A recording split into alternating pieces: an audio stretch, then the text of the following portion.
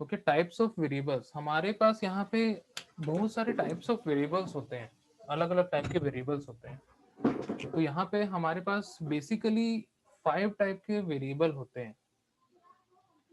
सबसे first type होता है लोकल वेरिएबल, सेकंड होता है ग्लोबल वेरिएबल, थर्ड होता है स्टैटिक वेरिएबल, फोर्थ होता है ऑटोमेटिक वेरिएबल, फिफ्थ होता है एक्सटर्नल वेरिएबल। ठीक है, हम लोग सिर्फ और सिर्फ यहाँ पे दो ही टाइप के वेरिएबल्स की बात करेंगे, लोकल वेरिएबल और ग्लोबल वेरिएबल। तो सबसे फर्स्ट में आ जाते हैं हम लोग लोकल वेरिएबल पे। A variable that is declared inside the function or block is called local variable। हम लोग कोई एक ऐसा वेरिएबल बनाते हैं जिसको हम लोग किसी फंक्शन के अंदर में लिखते हैं, ठीक है, उसको हम लोग बोलते हैं लोकल वेरिएबल।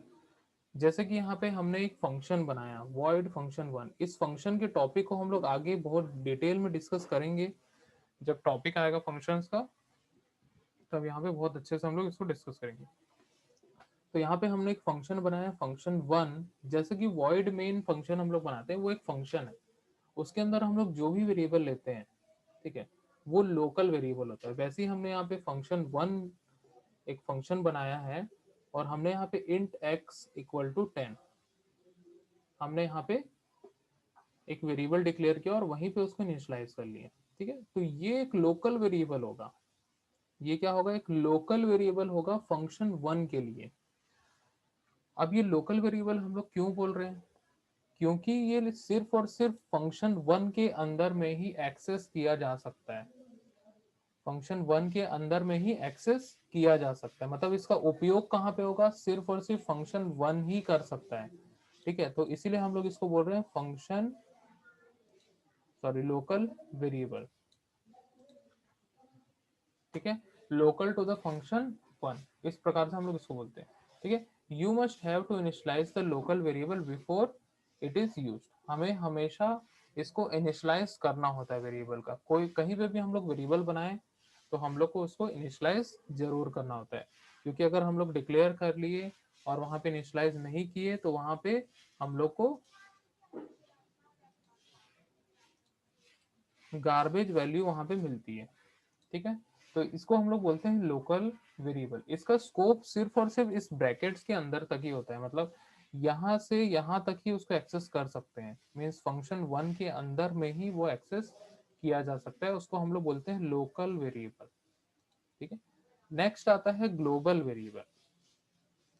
ग्लोबल वेरिएबल एक ऐसा वेरिएबल होता है जिसको हम लोग हर एक फंक्शन के अंदर यूज कर सकते हैं, मीन्स हम लोग उस प्रोग्राम में अगर किसी भी फंक्शन के बाहर में इसको डिक्लेयर करते हैं तो हम लोग इसको कोई भी फंक्शन में एक्सेस कर सकते हैं। ठीक है, फंक्शन के आउटसाइड इनसाइड, मतलब अंदर में और बाहर में कहीं पे भी हम लोग इसको एक्सेस कर सकते हैं। A variable that is declared outside the function और block is called global variable.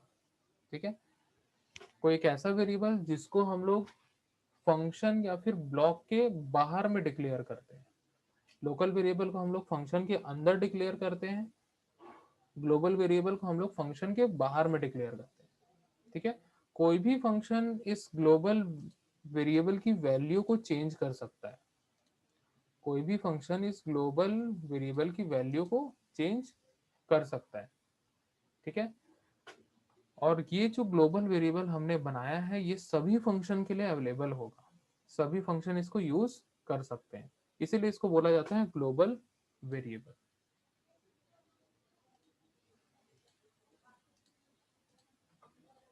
ठीक है, समझ में आया क्या? ग्लोबल वेरिएबल एक बार और बताना सर। कौन सा वाला, लोकल? ग्लोबल। ग्लोबल ग्लोबल वाला, देखिए, ग्लोबल सर। ओके, यहाँ पे सबसे पहले लोकल वेरिएबल समझ में आया क्या? Yes sir. ठीक है, local no variable, sir. Local variable जो होते हैं वो फंक्शंस के अंदर में बनाए जाते हैं। ठीक है, अब देखो, जैसे कि हमने मेन फंक्शन बनाया, ठीक है, मैं इसको बता रहा हूँ। ठीक है, हम लोग अपने प्रोग्राम में क्या करते हैं, यहाँ पे लिखते हैं ना हैश इंक्लूड stdio.h, ठीक है, hash include con io dot H, ठीक है। उसके बाद हम लोग क्या लिखते हैं, void main, ऐसा लिखते हैं हम लोग, लिखते हैं कि नहीं लिखते हैं, ठीक है। हमने यहाँ पे क्या बनाया, मेन फंक्शन बनाया, ये क्या है, हमारा फंक्शन है। कैसे पता चला फंक्शन है, यहाँ पे फंक्शन ब्रैकेट लगा हुआ है, ठीक है, और यहाँ पे कर्ली ब्रेसेस ओपन है क्लोज है, तो ये क्या फंक्शन में फंक्शन है, ठीक है।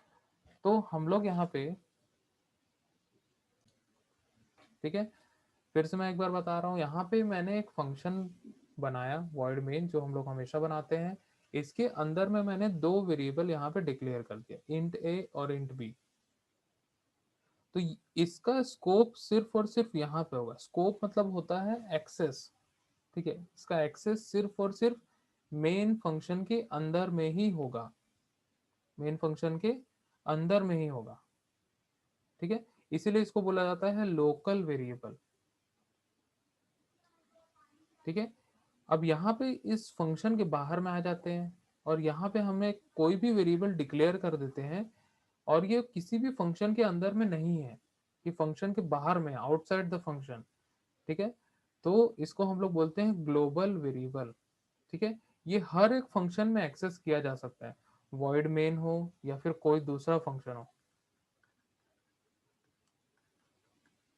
ठीक है, कोई दूसरा फंक्शन हो, हर फंक्शन में ही एक्सेसिबल होगा। जो ग्लोबल वेरिएबल है पूरे इस प्रोग्राम के अंदर अवेलेबल होगा, और कहीं पे भी हम लोग इसकी वैल्यू चेंज कर सकते हैं, कोई भी एक्सेस कर सकता है इसको, ठीक है। इसीलिए इसको बोला जाता है ग्लोबल वेरिएबल। और जो फंक्शन के अंदर में बनाया जाता है इसको बोलते हैं लोकल वेरिएबल, ठीक है, ओके। ऑपरेटर जनरली एक ऐसा सिंबल होता है जो कंपाइलर को कुछ बताता है, कुछ परफॉर्म करने के लिए, ठीक है, चाहे वो मैथमेटिकल हो या फिर लॉजिकल हो, ठीक है, कुछ एक फंक्शन परफॉर्म करता है। ऑपरेटर्स क्या होंगे, एक ऐसे सिंबल्स होते हैं जो कुछ ना कुछ परफॉर्म करता है, ठीक है। तो यहाँ पे हमारे पास कुछ बिल्ट इन ऑपरेटर्स अवेलेबल होते हैं। बिल्ट इन ऑपरेटर मतलब पहले से कंपाइलर द्वारा दिए गए, ठीक है। यहाँ पे देखते हैं, an operator is a symbol that tells the compiler to perform specific mathematical or logical functions. C language is rich in built-in operators and provides the following types of operators, ठीक है। ऑपरेटर क्या होता है, एक ऐसा symbol होता है जो कंपाइलर को कुछ स्पेसिफिक मैथमेटिकल और लॉजिकल फंक्शन करने के लिए इंस्ट्रक्शन देता है, बताता है उसको, ठीक है। तो यहाँ पे हम लोग के पास 6 टाइप के ऑपरेटर्स अवेलेबल होते हैं, ठीक है। सबसे पहला ऑपरेटर होता है अरिथमेटिक ऑपरेटर, सेकंड होता है रिलेशनल ऑपरेटर, थर्ड होता है लॉजिकल ऑपरेटर, फोर्थ होता है बिट वाइज ऑपरेटर, फिफ्थ होता है असाइनमेंट ऑपरेटर, और लास्ट होता है मिसलेनियस ऑपरेटर, ठीक है। तो सबसे फर्स्ट में आते हैं हम लोग अरिथमेटिक ऑपरेटर। अरिथमेटिक ऑपरेटर क्या होता है, arithmetic operators, an arithmetic operator perform mathematical operations such as addition, subtraction, multiplication, division, etc, ठीक है। अरिथमेटिक ऑपरेशन, अरिथमेटिक ऑपरेटर क्या करता है, वो मैथमेटिकल ऑपरेशन करता है, जैसे कि एडिशन, सब्ट्रैक्शन, मल्टीप्लिकेशन, डिवीजन और मॉडुलस, ठीक है। ये सारे के लिए यहाँ पे हम लोग को ऑपरेटर्स दिए गए हैं, ठीक है। यहाँ पे कुछ एग्जांपल्स हैं। सबसे पहले यहाँ पे देखते हैं एडिशन ऑपरेटर, जिसको हम लोग प्लस से जानते हैं, ठीक है, बचपन से हम लोग इसको देखते आए हैं। ये क्या करता है, दो ऑपरेंड को ऐड कर देता है, एड्स टू ऑपरेंड्स, ठीक है। यहाँ पे अगर हम लोग ए और बी को ऑपरेंड माने, ठीक है, दोनों के इसके बीच में हम लोग लगाएंगे एडिशन ऑपरेटर, देन उसके बाद हम लोग इसको क्या करेंगे, ऐड करके हम लोग को एक वैल्यू मिलेगी, ठीक है। अगर मान के चलो ए की वैल्यू 10 है और बी की वैल्यू 20 है, दोनों को अगर हम लोग जोड़ देंगे तो हम लोग को मिलेगा 30,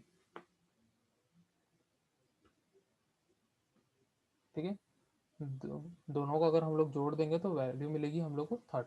ठीक है, तो अगर हम लोग को दो वैल्यू को जोड़ना है, ऐड करना है, तो हम लोग क्या करेंगे, प्लस ऑपरेटर का यूज करेंगे। इसको बोलते हैं हम लोग एडिशन ऑपरेटर। ठीक है, वैसे ही अगर दो ऑपरेंड को हम लोग को सब्ट्रैक्ट करना है, घटाना है, तो हम लोग क्या करेंगे, माइनस ऑपरेटर का यूज करेंगे। ठीक है, इसको माइनस नहीं बोलते, सब्ट्रैक्शन ऑपरेटर बोलते हैं इसको। ठीक है, subtract second operand from the first. ठीक है, यहाँ पे a माइनस बी हम लोग लिखे हैं, तो a की वैल्यू 10 है, b की वैल्यू 20 है, तो a माइनस 10 माइनस 20 क्या हो जाएगा, -10 हो जाएगा। मीन्स a में से b को घटाएगा, a में से b को घटा देगा। तो यहाँ पे ये था सब्ट्रैक्शन ऑपरेटर। फिर उसके बाद है multiplication operator, multiplies both operands. ठीक है, दोनों ऑपरेंड्स को मल्टीप्लाई कर देगा, मतलब गुणा कर देगा। ठीक है, a मल्टीप्लाई बाई b। ठीक है, 10 मल्टीप्लाई बाई 20 इक्वल टू 200। ठीक है, दोनों को गुणा करके हम लोग को एक वैल्यू देगा। फिर उसके बाद है division operator, divides numerator by denominator. ठीक है, like b divide by a equal to 2। ठीक है, b divided by a equal to 2। b की वैल्यू है 20, a की वैल्यू है 10। 10 को अगर हम लोग 2 से डिवाइड कर देंगे तो क्या होगा, हम लोग को सॉरी 10 को सॉरी 20 को हम लोग अगर 10 से डिवाइड कर देंगे तो हम लोग को मिलेगा 2। क्वेश्चन हम लोग को यहाँ पे मिलेगा 2। ठीक है, फिर उसके बाद यहाँ पे है मॉड। ठीक है, इसको हम लोग बोलते हैं मॉडुलस ऑपरेटर। ठीक है, यहाँ पे देखो, modulus operator and remainder of after an integer division. ठीक है, जनरली यहाँ पे जो मॉडुलस ऑपरेटर होता है वो रिमाइंडर रिटर्न करता है। ठीक है, अगर मान के चलो मैं यहाँ पे कोई एक एग्जांपल लेता हूँ, मैं अगर मान के चलो मैं यहाँ पे डिवाइड करता हूँ 5 को 10 से। ठीक है, या फिर मैं 5 को 2 से डिवाइड कर रहा हूँ। ठीक है, अगर मैं 5 को 2 से डिवाइड करता हूँ तो 2 2s आर क्या मिलेगा, 4। ठीक है, और रिमाइंडर कितना बच गया, 1। तो मॉडुलस ऑपरेटर ये रिमाइंडर रिटर्न करता है। क्या रिटर्न करता है, रिमाइंडर रिटर्न करेगा। ठीक है, और ये डिवाइड ऑपरेटर क्या रिटर्न करता है, क्वेश्चन रिटर्न करता है। ये क्या रिटर्न करेगा, क्वेश्चन। ठीक है, तो दोनों में यही डिफरेंस है, डिवाइड क्या करेगा, क्वेश्चन रिटर्न करेगा, मॉडुलस ऑपरेटर क्या करेगा, रिमाइंडर रिटर्न करेगा, रिमाइंडर। ठीक है, डिवाइड करने के बाद अगर पूरा डिवाइड नहीं होता है तो कुछ वैल्यू बच जाती है, वो रिटर्न करता है।